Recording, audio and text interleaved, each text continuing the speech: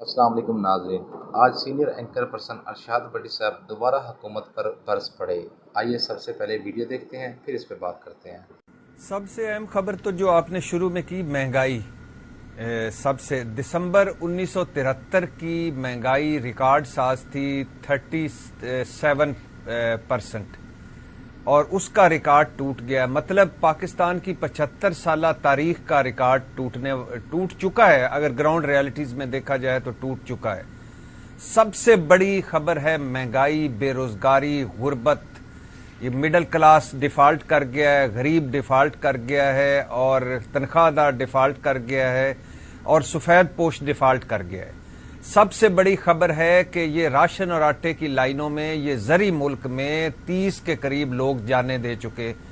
سب سے بڑی خبر ہے کہ سفید پوش دو آنسوؤں سے رو رہے ہیں۔ سب سے بڑی خبر ہے کہ بجلی کا بل دیں، گھر کا کچن چلائیں، بیماری، شادی، بچوں کی فیس کیا کریں۔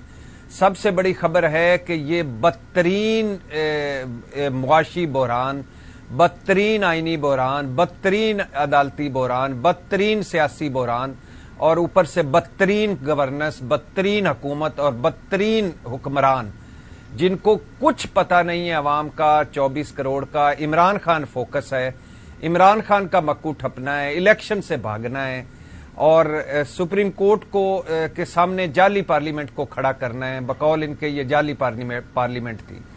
سب سے بڑی خبر یہ ہے کہ یہ 75 سالہ تاریخ میں اتنے بحران کبھی نہیں آئے جتنے اس وقت ہیں۔ سب سے بڑا یہ ہے کہ یہ وہ چور تھے، یہ وہ ملزم تھے، یہ وہ مجرم تھے جو کل تک جیلوں میں وہ پیشیوں پہ گھوم رہے تھے۔ اس بدترین نظام کی وجہ سے، اس ناکارہ نظام کی وجہ سے، جس کا ہم نے نام جمہوریت رکھا ہوا ہے، اس کی وجہ سے آج یہ اقتدار میں ہے اور مزے لٹ رہے ہیں۔ تو بھٹی صاحب، جب یہ آڈیوز آتی ہیں، آڈیو لیکس ہوتی ہیں، ویڈیو لیکس ہوتی ہیں، جو انکشافات، جو کانٹینٹ اس کا ہوتا ہے، اس کے بعد یہی جماعتیں، یہی لوگ جن کو آپ چور کہہ رہے ہیں، یہ کہہ رہے ہوتے ہیں دیکھیں ہماری بے گناہی ثابت ہو گئی، تو اس پر بھی تو تبصرہ فرمائیے گا جو ان کا کانٹینٹ ہوتا ہے آڈیو لیکس کا۔ نہیں، آڈیو لیکس تو میٹر ہی نہیں کرتی نا۔ میٹر کرتا ہے سرے محل تھا، خریدا گیا، بیچا گیا، کوئی منی ٹریل۔ ایون فیلڈ تھا، ہے، اور کوئی منی ٹریل۔ 35 ارب جعلی accounts, money laundering, T T scandal, T T Raj Kapoor, Panama leaks, matter یہ کرتے ہیں، اور اسی طرح آگے آتے جائیں اور آتے جائیں اور آتے جائیں اور آتے جائیں۔ میٹر یہ نہیں کرتا آڈیو لیکس کر لیں، آڈیو کھیل لیں۔ ایشو بنیادی طور پہ یہ ہے کہ یہ غریب آدمی رل گیا ہے، عام آدمی رل گیا ہے، یہ ملک کشکولستان بن گیا ہے۔ آئی ایم ایف مان نہیں رہا، دوست ممالک سے کہ آپ گھٹنوں میں بیٹھے ہیں، قدموں میں بیٹھے ہوئے ہیں، اللہ کے نام پہ دے جا سکیا، دے جا اللہ کے نام پہ بابا دے جا۔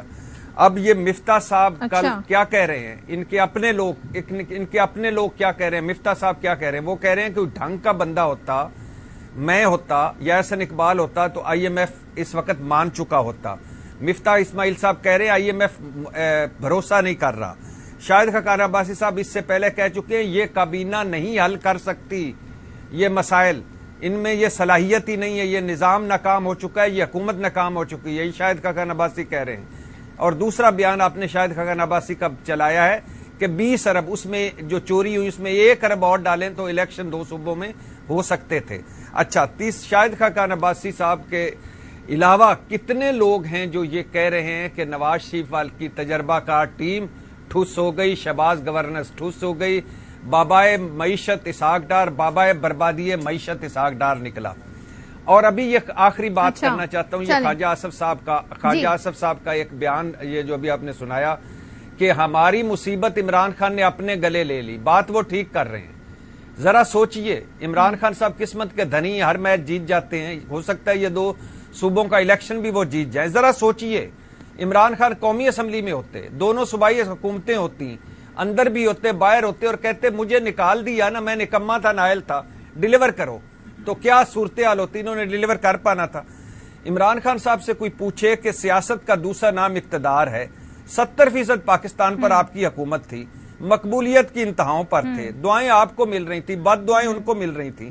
3.5 سال کی غلطیاں، 3.5 سالہ غلطیاں، نالائکیاں स्लेट साफ हो चुकी थी, मतलब इक्तदार से निकल कर इकबाल बुलंद हो चुका था। इतनी क्या जल्दी थी, इतनी क्या बेसब्री थी? अच्छा, टेस्ट मैच को क्यों T20 समझ के खेला? जो झोली दुश्मन खाली करना चाहते थे वो आपने खुद क्यों खाली की? अब बैठकर अब इक्तदार की जंग में और पाकिस्तान में कैसा आइन, कैसी इखलाकियात, कैसा असूल? सुप्रीम कोर्ट घोड़े को पानी तक तो ला सकती है, पानी पीने पर मजबूर तो नहीं कर सकती। और सुप्रीम कोर्ट का हुक्म तब चलता है जब सुप्रीम कोर्ट में आएंगे। एक जुमला सदफ, सिर्फ एक, सुप्रीम कोर्ट का हुक्म तब चलता है जब सुप्रीम कोर्ट मुत्तहिद हो और पीछे इदारे हों। अब बैठकर हमें आइन के भाषण दें, अपने जान पर जो हमले हुए हैं उनकी कहानियां सुनाएं, और जो जुल्म हो रहे हैं, क्रैकडाउन हो रहा है, उसके किस्से सुनाएं। बैठे होते अंदर भी बाहर भी तो निजाम में होते तो क्या खूब अच्छी बात होती। जी नाज़रीन, अरशाद भट्टी साहब ने बताया है कि दिसंबर 1973 की महंगाई रिकॉर्ड साज थी 37%, आज उसका रिकॉर्ड भी टूट गया है। और साथ ही साथ उन्होंने बताया है कि मिडिल क्लास डिफ़ॉल्ट कर चुका है, गरीब आदमी डिफ़ॉल्ट कर चुका है।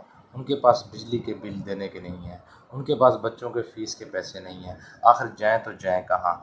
जानों का नजराना पेश कर रहे हैं। और साथ ही साथ ये भी बताया है कि इस ज़हरी मुल्क में आटे की लाइनों में 20 लोग जान दे चुके हैं। इनको मुल्क के साथ कोई लगाव नहीं, इनको सिर्फ़ और सिर्फ इमरान खान नज़र आता है, और हमने सिर्फ इमरान खान को दबाना है और इलेक्शन से भागना है। और साथ ही साथ उन्होंने ये भी बताया है कि 75 साल की हिस्ट्री में ऐसी महंगाई कभी नहीं देखी गई।